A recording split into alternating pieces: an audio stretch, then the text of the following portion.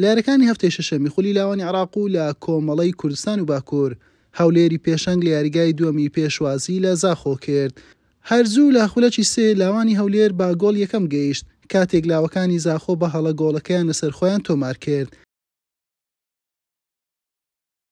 لە کاتێکدا زاخۆ هەوڵی بۆ گۆڵ یەکسانی دەدا، عەبدوڵڵا یاسین لە خولەکی حەڤدە ئەنجامەکەی بۆ لاوەکانی پایتەختی هەرێمی کوردستان 2 هێندە لێ کرد.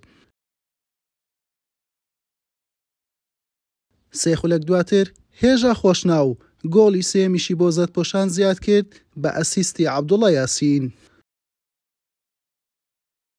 زاخۆ بەر لە کۆتایی هاتنی نیوەی یەکەم بە تۆمارکردنی گۆڵ یەکەم جیاوازەکەی کەم کردەوە. ئاراس حوسنی لە دوورەوە بە شێوازێکی نایاب تۆماری کرد.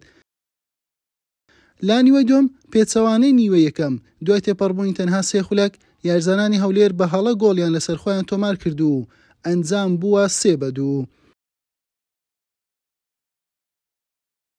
لە خولەکی 54 هەیثەم ئەحمەد بە ئەسیستی سیدات حاجی گۆڵی سێم و یەکسانی بۆ سوورپۆشانی خابوور تۆمار کرد.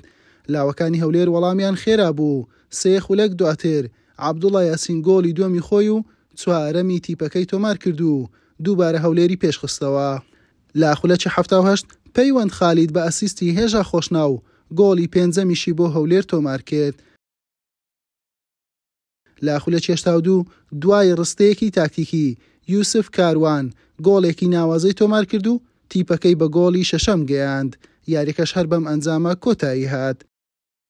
زۆر میمون لە بۆمە لە گەمەی بەرامبەر دۆچێ ڕاستە گەمەکی باشمان کرد هەزمەشتمان زۆر هەبوو بەڵام نەماتوانین لە گەمەکە موفەقین هەست ئەو گەمە الحەمدولىلا سەرەتای گەمەوە موفەق بووین ئینشاءالله گۆڵشتمان کرد و ئینشاءالله بۆ گەمەکانی دەبێت بە سەرکەوتنەوە بەردەوام دەبین ئینشاءالله.